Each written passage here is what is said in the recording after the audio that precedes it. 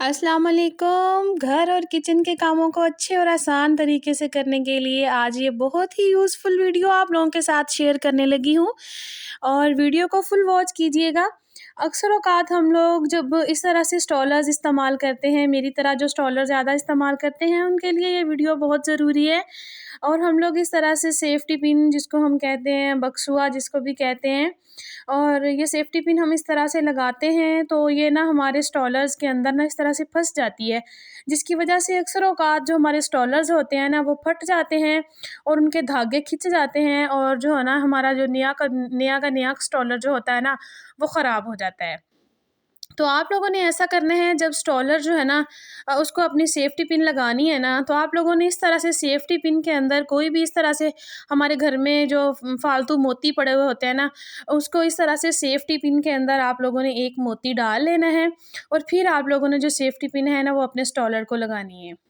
तो आप लोग देखेंगे कि आप लोगों का स्टॉलर जो है ना वो कभी भी सेफ्टी पिन के अंदर फँसेगा नहीं, कभी भी इसका धागा नहीं खींचेगा और कभी भी जो है ना वो अपने आपके स्टॉलर को ख़राब नहीं करेगा।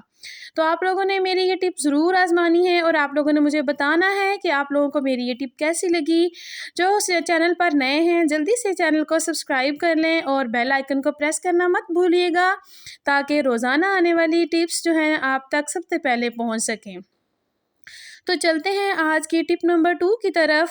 टिप नंबर 2 मेरी सॉक्स को लेके है। अक्सर औक़ात इस तरह बच्चों के पेयर्स होते हैं सॉक्स के, तो हम लोग इस तरह से रखते हैं तो वो इसका जो होता है ना, एक सॉक्स कहाँ पे फिर रहा होता है और एक कहाँ पे फिर रहा होता है, तो बच्चों को सॉक्स मिलती नहीं है। आप लोगों ने जब भी सॉक्स रखनी है ना, तो आप लोगों ने इस तरीके से उसको ऑर्गनाइज़ करके रखना है। इस तरह से आप लोगों ने इसको फ़ोल्ड करके ना, इस तरह से आप लोगों ने सॉक्स रखनी है। तो आप लोग यकीन करें, सॉक्स जहाँ पर भी रखेंगे, ये दोनों का दोनों जो पे इसका है ना पाँव दो पूरे का पूरा पेयर आपको एक ही जगह पर मिलेगा। तो इस तरह से आप लोग अपनी सॉक्स को ऑर्गनाइज़ कर सकते हैं। टिप नंबर 3 भी मेरी बहुत अहम है, बहुत इम्पोर्टेंट है, क्योंकि किचन जो होता है वो तो औरतों के लिए बहुत अहम है। सारा दिन किचन में ही गुज़र जाता है, तो खाना तो पकाना ही होता है। तो जब हम इस तरह से मिर्चें काटते हैं ना, तो हमारे हाथों पे ना सारे मिर्चें लग जाती हैं और जिनकी स्किन जो होती है सेंसिटिव होती है ना, उनको तो बहुत प्रॉब्लम का सामना करना पड़ता है और उनके जो हाथ होते हैं ना, उनको मिर्ची लग जाती है और फिर ऊपर नीचे सारे जलन होनी शुरू हो जाती है हाथों पे। तो आप लोगों ने ऐसा करना है, कभी भी इस तरह से आप लोगों ने मिर्चें नहीं काटनी।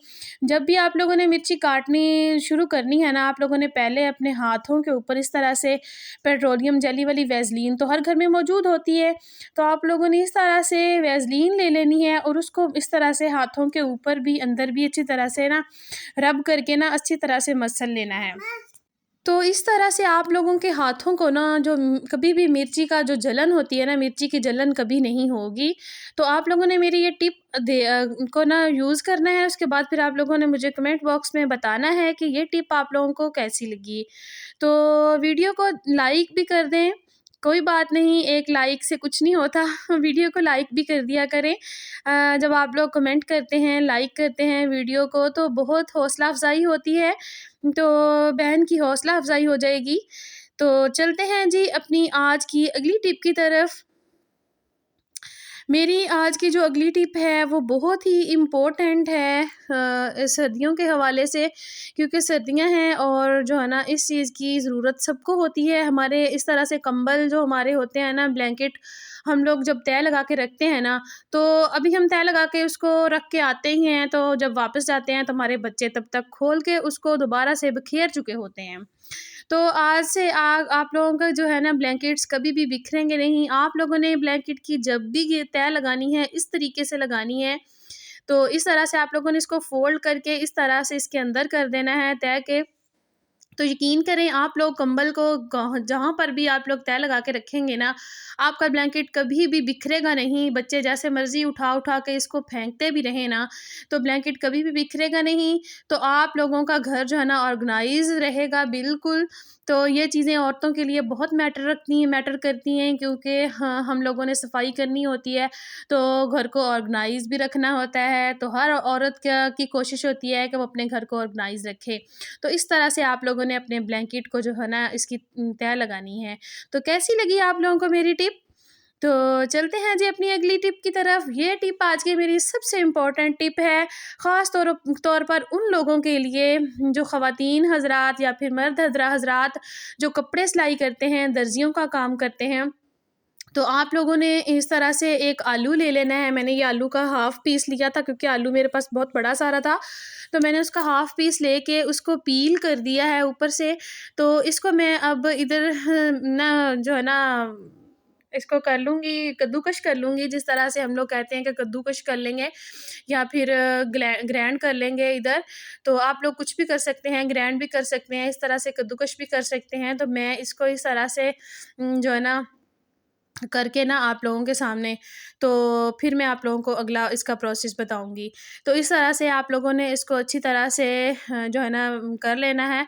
करने के बाद जो है ना ये देखेंगे आप लोग, जब ये टिप आज़माएँगे ना तो यकीन करें आपकी सारी परेशानियाँ दूर हो जाएँगी। ख़ास तौर पर जो लोग कपड़े सिलाई करते हैं या कारोबार करते हैं, अपना मतलब दर्जियों का काम करते हैं, तो जो है ना उनके लिए ये टिप मेरी बहुत अहम है। तो आप लोगों ने ऐसा ही करना है कि इस तरह से आप लोगों ने इसको जो है ना इधर इसके अंदर ग्राइंड कर लेना है अच्छी तरह से।